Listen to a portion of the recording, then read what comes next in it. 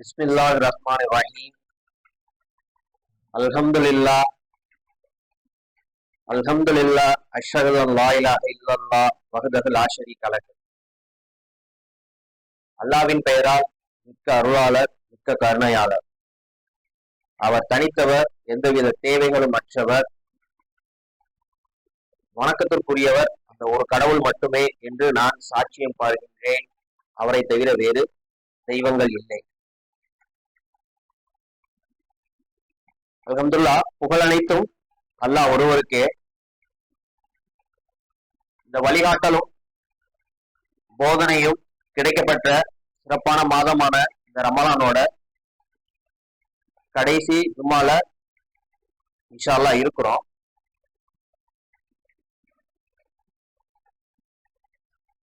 அப்படி இருக்கிற நம்ம இறுதி வரை கடவுளுக்கு மட்டும் அர்ப்பணித்துக் கொண்டு விசுவாசத்துடனும் உறுதிப்பாட்டுடனும் மரணிக்க செய்யணும் அப்படிங்கிறது நம்மளுடைய பிரார்த்தனையா இருக்கணும். சரணடைந்தவர்களாகவே மரணிக்கணும் அப்படிங்கிறது முக்கியமான விஷயமா இருக்குது.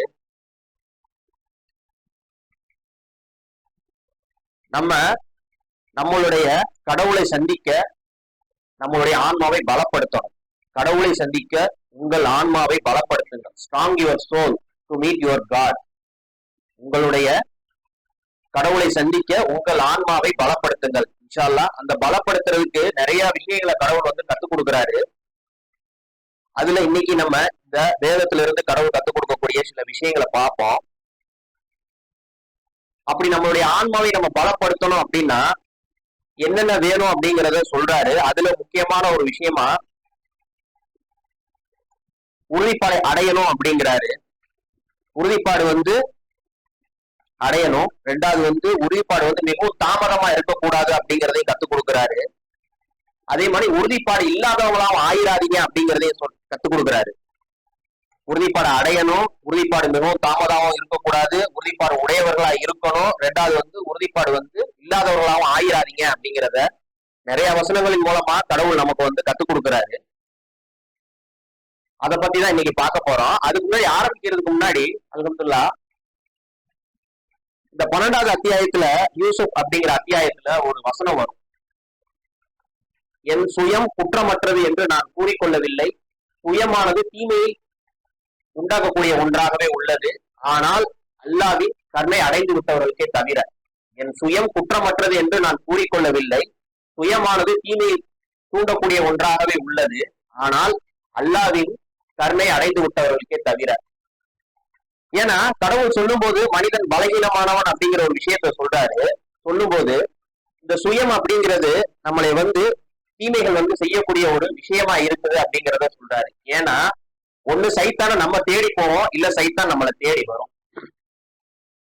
என் சுயம் குற்றமற்றது என்று நான் கூறிக்கொள்ளவில்லை. அதாவது சாத்தான் அப்படிங்கிறத ஒண்ணு நம்ம தேடி போவோம், எதெல்லாம் தவறான விஷயங்கள் சொல்றாரோ அது. ரெண்டாவது சாத்தான் நம்ம கிட்ட வருவான். அதுக்கு வசனம் நமக்கு நிறைய தெரியும். அப்படி இருக்கும்போது 15:99 இருந்து ஸ்டார்ட் பண்றேன். என்ன சொல்றாரு அப்படின்னா 15:99 பிஸ்மில்லாஹிர்ரஹ்மானிர்ரஹீம். உறுதிப்பாட்டினை அடைவதற்கு வழிபாட்டு அனுஷ்டானங்களே நம்மளுடைய உபாயங்களா. அதாவது உறுதிப்பாட்டை அடையணும், உறுதிப்பாட்டை அடையக்கூடியவங்களா நீங்க இருக்கணும், உறுதிப்பாட்டை அடைந்த ஊழியர்களா இருக்கணும் அப்படின்னு சொன்னா உறுதிப்பாட்டினை அடைவதற்கு வழிபாட்டு அனுஷ்டானங்களே நம்மளுடைய உபாயங்கள் ஆகும் அப்படிங்கிறாரு. என்ன அப்படின்னா இதுக்கு பின்னிணைப்பு நம்ம போய் பார்த்தோம் அப்படின்னா இப்ராஹிம் நபி இருக்கிறார் பாத்தீங்களா, அதுக்கு கொடுத்துருக்காங்க விளக்கம். அதை ரத்தன சுருக்கமா சொல்லிடுறேன். இப்ராஹிம் நபி கடவுள்கிட்ட கேட்கும் போது பொருள் வளத்தையோ உடல் வளத்தையோ கேட்கவே இல்லை. அவரு தயவு செய்து ரட்சகரே என்னை தொடர்பு தொழுகை தொழுகக்கூடிய ஒருவனாக ஆக்கி அருள் புரிவீராக அப்படிங்கிறாரு. அப்ப என்ன அப்படின்னா இந்த தொழுகை அப்படிங்கிறது கடவுளிடம் இருந்து ஒரு வரமா இருக்குது. அப்ப மார்க்க அனுஷ்டானங்கள் அப்படின்னு சொல்லி பார்த்தோம் அப்படின்னா எதுவா இருக்குது அப்படின்னு கேட்டீங்க அப்படின்னு சொன்னா நம்பிக்கை. நம்பிக்கைங்கிறது என்ன? லா இலாஹ இல்லல்லாஹ். ரெண்டாவது தொழுகை. மூணாவது ஜக்காத்து. நாலாவது நோன்பு. அஞ்சாவது ஹஜ். இப்ப என்ன அப்படின்னா அதுல என்ன சொல்றாங்க அப்படின்னா நம்பிக்கை மட்டுமே கொண்டா கடவுள் வரும்போது அந்த இருப்பை நம்மளால தாங்கிக்க முடியாது. ஆன்மா அப்படிங்கிறது அந்த இடத்துல பொசுங்கிடும் அப்படிங்கிற ஒரு விஷயத்த சொல்றாங்க. அந்த கடவுளுடைய நேரடி இருப்பை வந்து ஆன்மா பலம் இல்லாட்டி நீங்க அதை வந்து தாங்க முடியாது அப்படிங்கிறாங்க. அப்ப எப்படி நீங்க உறுதிப்பாடை அடையணும் அப்படின்னா மார்க்க அனுஷ்டானங்கள் மூலமா தான் அடையணும். எப்படி அடையணும்? நான் நம்பிக்கை மட்டும் கொண்டுட்டேன், லாயிலாக இல்லல்லா, கடவுளை தவிர வேறு கடவுள் இல்லை, அதுல நான் உறுதியா இருக்கிறேன், அது மட்டும் போதுமா? போதாது. என்ன வேணும்? தொடர்பு தொழுகை வேணும், ரமலான் மாதத்துல நோன்பு இருக்கணும், உங்களுடைய வாழ்வாதாரத்துல நீங்க ஜக்காத் கொடுக்கணும், ரெண்டாவது உங்களால இயன்றா உங்கள்கிட்ட பொருளாதாரம் இருந்தா நீங்க கண்டிப்பா ஹஜ்ஜோ உம்ராவோ செய்யணும். இதன் மூலமாக மட்டும்தான் நீங்க வந்து கடவுள்கிட்ட வந்து உறுதிப்பாடை வந்து அடைய முடியும். இதுக்கு வந்து அதுதான் சொல்றாங்க, மார்க் அனுஷ்டானங்கள் தான் முக்கியமான உபாயமா இருக்குது. அப்ப மார்க் அனுஷ்டானங்கள் வந்து நமக்கு கிளாசிஃபை பண்ணி கொடுத்துடுறாங்க. அப்ப என்ன அப்படின்னா, நான் நோன்பு வைக்கிறேன், ஆனா நோன்பு வச்சு நான் தொழுகை மட்டும் செய்ய மாட்டேன் அப்படின்னு சொன்னா அது வந்து கம்ப்ளீட் ஆகாது, இன்கம்ப்ளீட் தான். அப்ப என்ன அப்படின்னா எல்லாமே ப்ராப்பரா இருக்கும். இந்த நேரத்துல நான் வந்து என்ன சொல்றது, ஒரு பலகீனமா இருக்கிறேன், உலகம் சார்ந்த விஷயத்துல இருக்கிறேன் நான் அப்படின்னா, நான் போய் நோன்பு வச்சுக்கிட்டு ஒரு தேவையில்லாத புரணியோ இல்ல ஒரு ஒரு என்டர்டைன்மெண்டான ஒரு விஷயமோ எதுவுமே பண்றேன் அப்படின்னு சொன்னா அதுவுமே வந்து பலன் அளிக்காது. அப்ப என்ன அப்படின்னா பக்குவம் அப்படிங்கிறது என்ன ஆகும் அப்படின்னா, கடவுள் உங்களை வந்து அதன் மூலமா செயல்படுத்துவாரு. கடவுளின் பெயரை நினைச்சுக்கிட்டே இருக்கணும். மேலதிகமான நன்மைக்காக தியானம் செய்யணும், எப்பொழுதுமே தியானம் செய்யணும் அப்படிங்கறத சொல்றாரு. இயன்ற வரை நீங்கள் பாடுபட வேண்டும் அப்படின்னு சொல்றாரு. இயலும் போதெல்லாம் நீங்க பாடுபட வேண்டும். ஏன்? நீங்கள் அல்லாஹ்விடம் பயபக்தியோடு இருக்க முனையக்கூடாது. பயபக்திங்கிறது என்ன? இந்த மார்க்க அனுஷ்டானங்கள் தான், நன்னறியான விஷயங்கள் தான். பாவ மன்னிப்பு கேட்கறது முக்கியமா. நீங்க இயலும் போதெல்லாம் பாவ மன்னிப்பு கேட்டுக்கிட்டே இருக்கணும் அப்படிங்கிறத கடவுள் வந்து நமக்கு வந்து கத்துக் கொடுக்குறாரு. 66ல 8வது உறுதியடைய 66வது அத்தியாயத்துல 8வது வசனம் வாசிக்கிறேன்.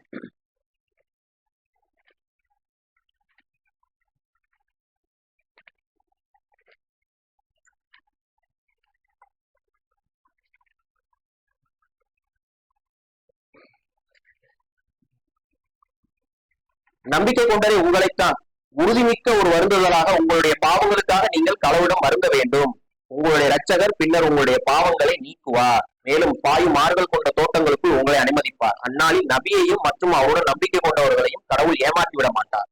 அவருடைய ஒளியானது அவர்களுக்கு முன்புறமும் அவருடைய வலப்புறமும் ஒளிரும். அவர்கள் கூறுவார்கள், எங்கள் இரட்சகரே, எங்களுடைய ஒளியை எங்களுக்கு பூர்ணப்படுத்துவீராக, மேலும் எங்களை மன்னிப்பீராக, நீர் சர்வசக்தி உள்ளவராக. அதாவது பாவ மன்னிப்பு அப்படிங்கிறது கடவுள்கிட்ட வந்து நம்ம வந்து அளவுக்கு அதிகமா கேட்டுக்கிட்டே இருக்கணும் அப்படிங்கறத சொல்றாரு. அப்ப இந்த நோன்பு காலத்துல அதை ஏன் நீங்க வந்து 100% நீங்க வந்து தக்க வச்சுக்க கூடாது? வெளியே போறீங்க, ஒரு மூவி பாக்குறீங்க, ஒரு படம் பாக்குறீங்க, இல்ல தேவையில்லாத அரட்டையில இருக்கிறீங்க அப்படிங்கும் போது அதை தவிர்த்து கொண்டு நீங்க இந்த பாவத்திற்காக வருந்த கூடாது. வருந்தி அல்லாட்ட இறையிட்டு கேட்கணும். அப்ப அந்த விஷயம் தான் உங்களுடைய வந்து உறுதிப்பாடை வந்து நிலைநாட்டும். அப்ப உறுதிப்பாடை அடையணும் அப்படின்னா நீங்க இந்த விஷயங்களை மார்க்க அனுஷ்டானங்களை இதை பண்ணணும். அதுலயும் முக்கியமா என்ன சொல்றாங்கன்னா, பாவத்திற்காக வருந்தணும், தியானம் செய்யணும், என்னை வந்து என்னுடைய பெயரை வந்து அடிக்கடி நினைவு கூறணும் அப்படிங்கிற ஒரு விஷயத்த சொல்றாரு. வண்டி ஓட்டிக்கிட்டே போறீங்க, ஓடும் போது அல்ஹம்துலில்லாஹ் சுப்ஹானல்லாஹ் அல்லாஹ் அக்பர் சொல்லிக்கிட்டே போங்க. இதெல்லாம் வந்து என்ன அப்படின்னா உறுதிப்பாடை அடைவதற்கு உண்டான உபாயங்களா இருக்குது. நினைவு கூறுவது, கடவுளை நினைவு கூறுவது. அஸ்தக்ஃபிருல்லாஹ் கேளுங்க, கேட்டுக்கிட்டே இருங்க. நீங்க எவ்வளவு கேட்டாலும் அஸ்தக்ஃபிருல்லாஹ் தகவே தகாது. ஏன்னா அந்த அளவுக்கு நம்ம வந்து பெரிய பாவத்தை செஞ்சிருக்கோம். இதெல்லாம் வந்து என்ன அப்படின்னு கேட்டா உறுதிப்பாடை அடையக்கூடியதுக்கு ஒரு முக்கியமான வழிவகையா இருக்குது, எளிமையான வழியா இருக்குது. இன்ஷா அல்லாஹ் என்ன அப்படின்னா, நான் சொன்னேன்ல, சைத்தான் அப்படிங்கிறது ஒண்ணு நம்ம தேடி போகணும், இல்ல அப்படின்னா தேடி வரணும். சுயத்தை வச்சு நான் சொன்னேன். நானு அதுக்கு ஒரு உதாரணம் சொல்ல நினைச்சேன், மறந்துருச்சு. இன்ஷா அல்லாஹ் தொடர்ந்து ஞாபகம் வந்தா சொல்லிடுறேன். அடுத்து 51:20 சொல்றாரு,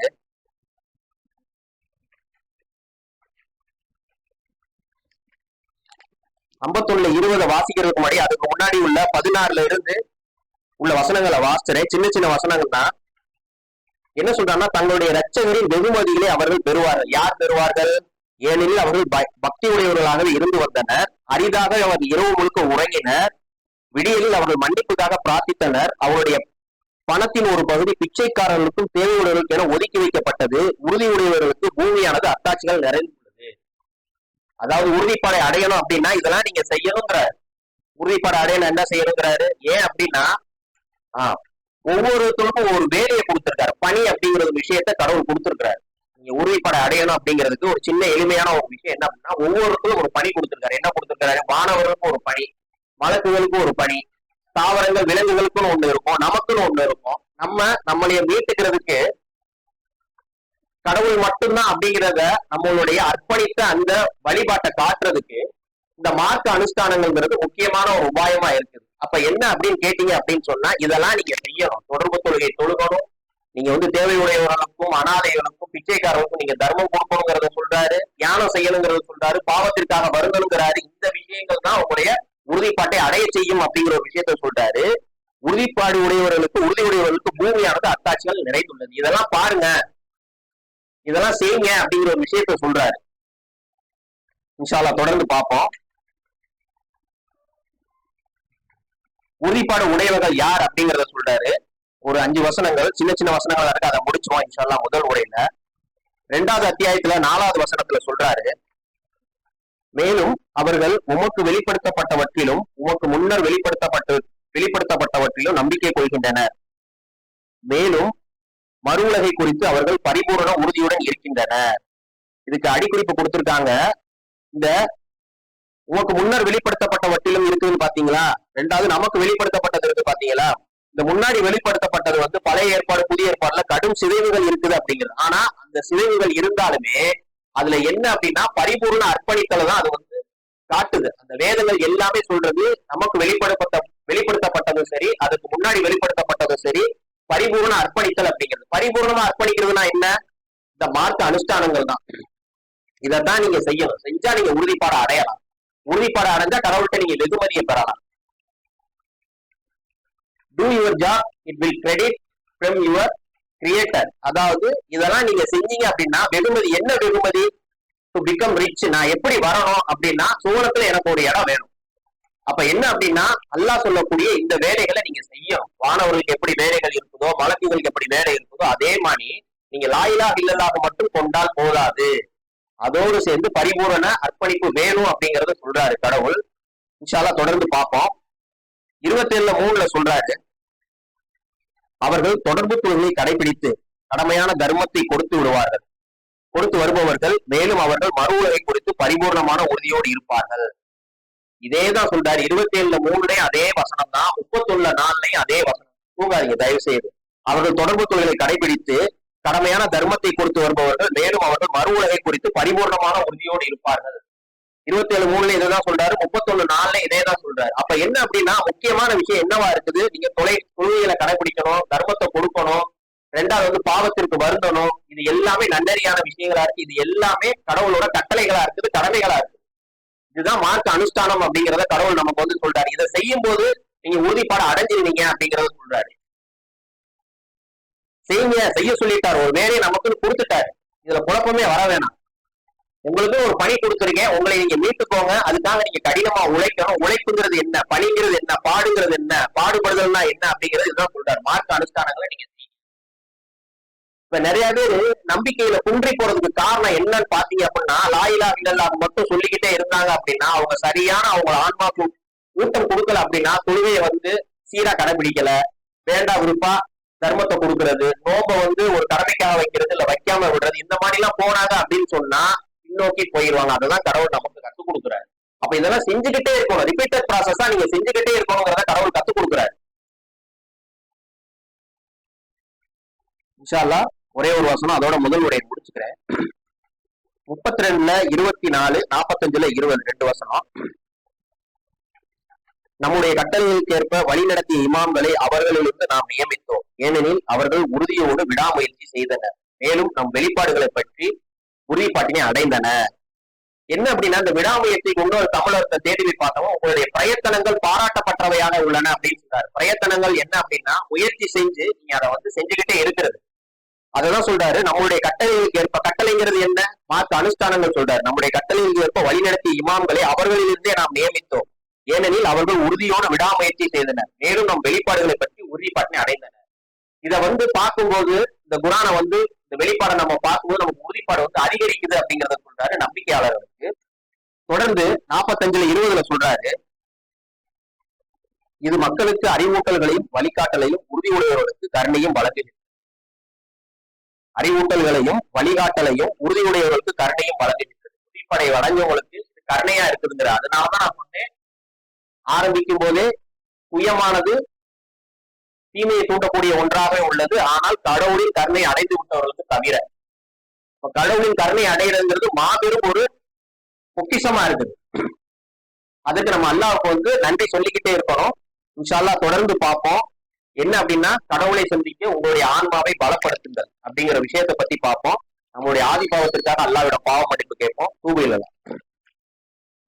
அல்ஹம்துலில்லாஹ் அஷ்ஹது அன் லா இலாஹ இல்லல்லாஹ் வஹ்தஹு லா ஷரீக லஹ். அல்லாஹ்வின் பெயரால் அருளாளர் கருணையாளர். அவர் தனித்தவர், எந்தவித தேவைகளும் அற்றவர். இன்ஷா அல்லாஹ் கடவுளை சந்திக்க உங்களுடைய ஆன்மாவை பலப்படுத்துங்கள். Strong your soul to meet your god. இரண்டாவது உரையில உறுதிப்பாடு இல்லாதவர்களும் மிகவும் தாமதமா கொள்றவங்களை பத்தியும் உறுதிப்பாடு அடையிறவங்களை பத்தியும் பார்ப்போம். அது பயனளிக்காத விஷயம் அப்படிங்கிறத கடவுள் நம்ம கத்துக் கொடுக்குறாரு. 45:32 சொல்றாரு,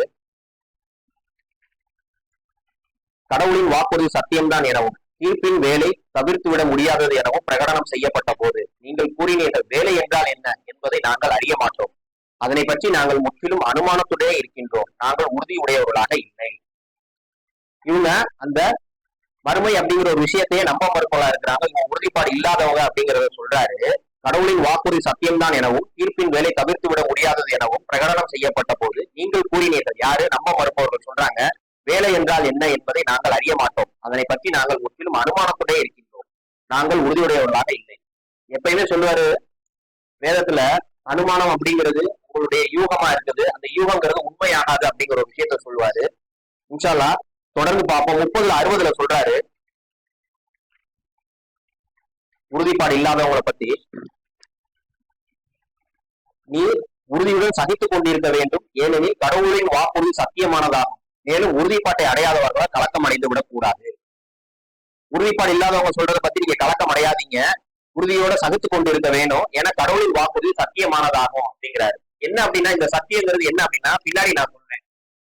வெகுமதி அப்படிங்கிற விஷயத்த பத்தி பார்ப்போம். கடவுளின் வாக்குறுதி எல்லாமே சத்தியமானதா உண்மையா இருக்குது. இதற்கு உண்டானதை நான் பின்னாடி முடிக்கும் போது சொல்றேன். தொடர்ந்து மிகவும் தாமதமாக அப்படிங்கறத சொல்றாரு.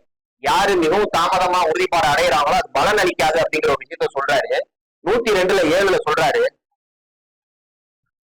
பின்னர் நீங்கள் நிஜ கண்ணால் அதனை காண்பீர்கள் அப்படிங்கிறாரு. என்ன அப்படின்னா, நரகத்தை பத்தி சொல்லும் போது கடவுள் சொல்றாரு, நீங்கள் அதை கற்பனையில் காண்பீர்கள், பின்னர் நீங்கள் நிஜ கண்ணால் அதை காண்பீர்கள் அப்படிங்கிறத சொல்றாரு. என்ன அப்படின்னா, உறுதிப்பாடு அடையாதவங்க இருக்கிறாங்க பாத்தீங்களா, அவங்களுடைய அந்த நம்பிக்கை அந்த நேரத்துல அப்படி கொள்றது அப்படிங்கிறது வந்து பலன் அளிக்காது அப்படிங்கிற ஒரு விஷயத்த சொல்றாரு. தொடர்ந்து சொல்றாரு 74:47 சொல்றாரு, 74வது அத்தியாயம் 47 எங்களுக்கு உறுதிப்பாடு வந்துவிட்ட இப்பொழுது வரை. என்ன அப்படின்னா, எப்ப உறுதிப்பாடு வருது அப்படின்னா, அவங்க எப்ப வருது அப்படின்னா, அவங்க வந்து நரகத்துல போகும்போது சொல்றாங்க. என்ன சொல்றாங்க அப்படின்னா, எதனால அவங்க நரகத்துக்கு வராங்க அப்படின்னா, தொடர்பு கொள்கைகளை கடைபிடிக்கல, ஏழைகளுக்கு உணவளிக்கல, மூடத்தனமான தவறு செய்பவருடன் சேர்ந்து நாங்கள் மூடத்தனமான தவறுகள் செய்து கொண்டிருந்தோம், தீர்ப்பு நாளின் மீது நாங்கள் நம்பிக்கை கொள்ள மறுத்தோம், எங்களுக்கு உறுதிப்பாடு வந்துவிட்ட இப்பொழுது வரை. அந்த இடத்துலயும் போய் அவங்க வந்து உறுதிப்பாடு வந்து அடைய முடியாது. சில பேர் அதுலயும் இன்னொரு வகையினர் இருக்கிறாங்க அப்படிங்கிறத கடவுள் சொல்லுவாரு. அதை பத்தி பார்ப்போம். 40:84 32:12 40வது அத்தியாயத்துல சொல்றாரு, 84வது வசனத்துல, அதன் பின்னர் நம் தண்டனை அவர்கள் கண்டபோது அவர்கள் கூறினர், இப்போது நாங்கள் கடவுள் மட்டும் என்பதில் நம்பிக்கை கொள்கின்றோம், மேலும் நாங்கள் செயல்படுத்திக் கொண்டிருந்த போலி தெய்வ வழிபாட்டை இப்போது நாங்கள் நிராகரிக்கின்றோம். தண்டனை, அதாவது நரகத்துல தண்டனையை கண்ட பிறகு அவர்கள் கூறினர், இப்போது நாங்கள் கடவுள் மட்டும் என்பதில் நம்பிக்கை கொள்கின்றோம், மேலும் நாங்கள் செயல்படுத்திக் கொண்டிருந்த போலி தெய்வ வழிபாட்டை இப்போது நாங்கள் நிராகரிக்கின்றோம். அப்படி நிராகரிச்சு ஒண்ணுமே ஆக போறது இல்ல. அதுக்கு உதாரணம் தான் என்ன சொல்றாரு அப்படின்னா, பிறவனை சொல்லுவாரு. இது நம்ம வந்து ரொம்ப நல்ல பரிச்சயமான ஒரு வசனம் தான். அந்த நேரத்துல போய் அதை வந்து நான் நம்பிக்கை கொண்ட மூசா நம்பிக்கை கொண்ட அதே ஒரே இறைவன் தான் என்று நான் நம்பிக்கை கொள்ளும் போது அது வந்து மிகவும் தாமதமா இருக்கும். அதை வந்து கடவுள் வந்து ஏற்றுக்கொள்ள மாட்டாரு. அது மாதிரி மிகவும் தாமதமா இருந்துடாதீங்க அப்படிங்கிறத சொல்றாரு.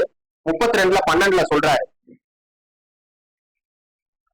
வேலை நிகழ்ந்தேறும் அந்நாளில் குற்றவாளிகள் அதிர்ச்சி அடைந்து விடுவார்கள்.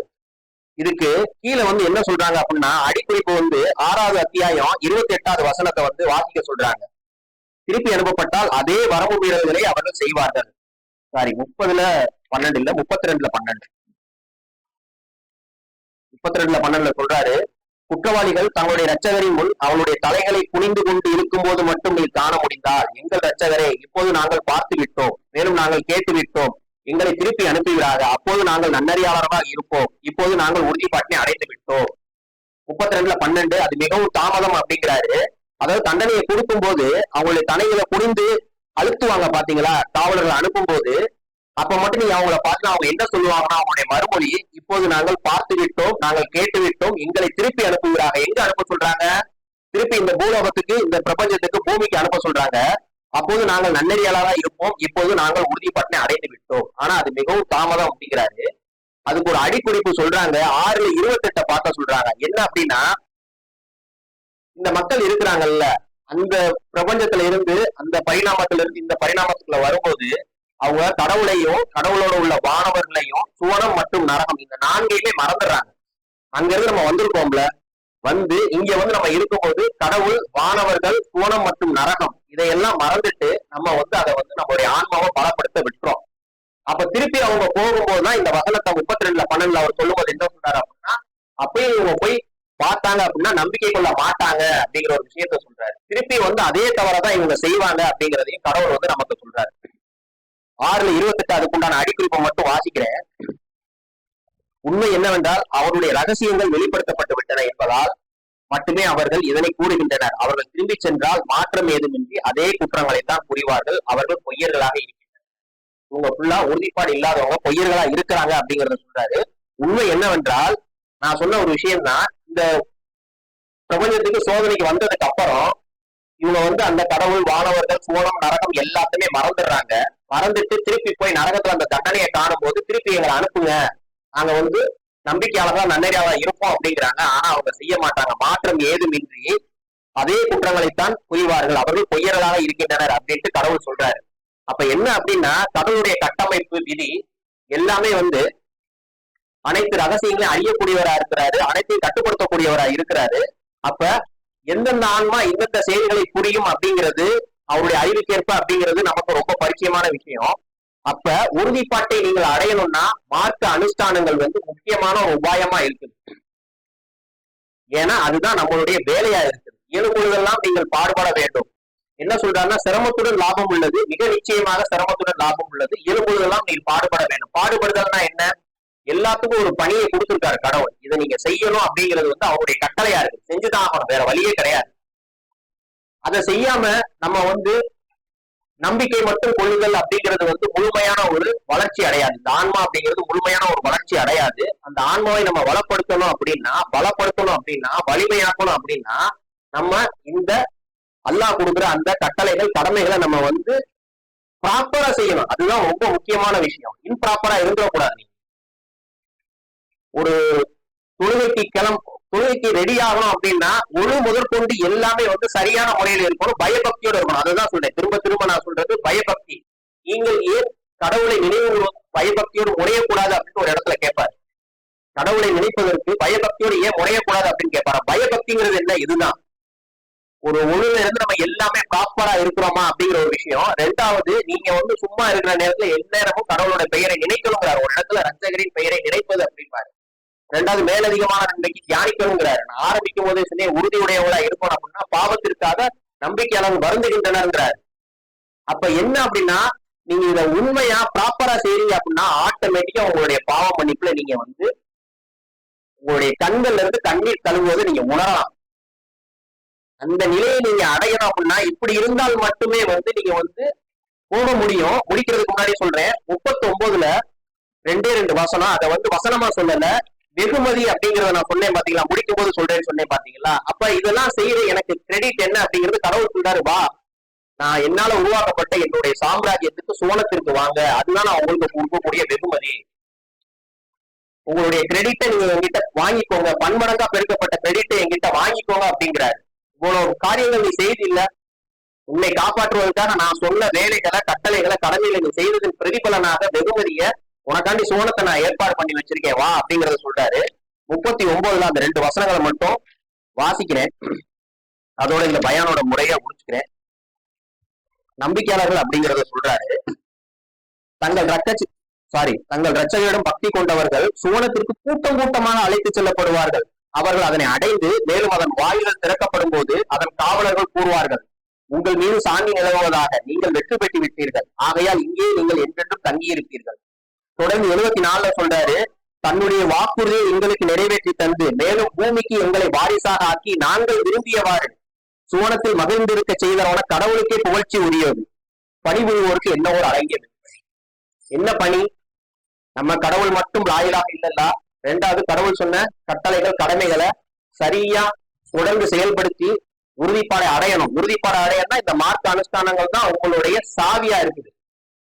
எப்படி தொழுகை ஒரு வரம் அப்படிங்கிறது நமக்கு தெரியும், அது மாதிரி இந்த மார்க்க அனுஷ்டானம் தான் உறுதிப்பாட்டை அடைகிறதுக்கு உங்களுக்கு சாவியா இருக்குது. அது 5 இது சொல்றாரு.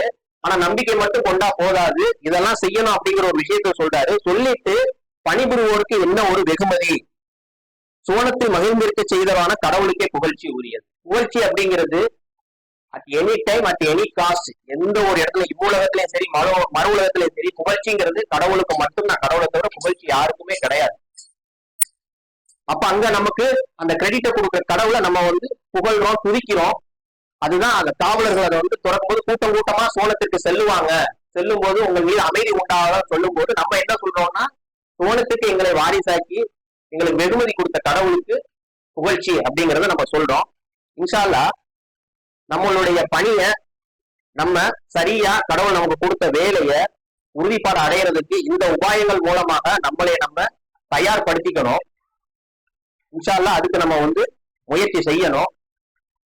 இந்த வேர்டை நீங்க கன்ஃபியூஸ் பண்ணிக்கிறாதீங்க. இதை சொல்லிட்டாரு, இதுதான் வேலை அப்படிங்கறத அந்த வேலையை நீங்க செய்யணும். செஞ்சால் மட்டுமே நீங்க உறுதிப்பட அடைய முடியும் அப்படிங்கறத அவர் டிக்ளேர் பண்ணிடுறாரு. அல்ஹம்துலில்லாஹ். அதற்கு நம்ம இந்த ரமலான் சிறப்பான மாதத்தை உபயோகப்படுத்தியிருக்கோம், உபயோகப்படுத்தணும். இருந்தாலும் அப்படியே இருக்கக்கூடாது. இந்த ரமலான் மாதம் மட்டும் அப்படின்னு இல்லை, அதை ஒரு இதா சொல்றாரு. என்ன அப்படின்னா, இதுவே ஒரு நமக்கு என்ன அப்படின்னா, ஒரு மனிதன் ஒரு வருடத்துல பிரிச்சுக்கிறோம் அப்படின்னா ஒரு ஒரு ஒண்ணு ஒழுங்கா செய்யாம இருப்பான், மார்க்க அனுஷ்டானம் இல்லை அப்படின்னா நினைச்சு செய்யறதா இருக்கும்.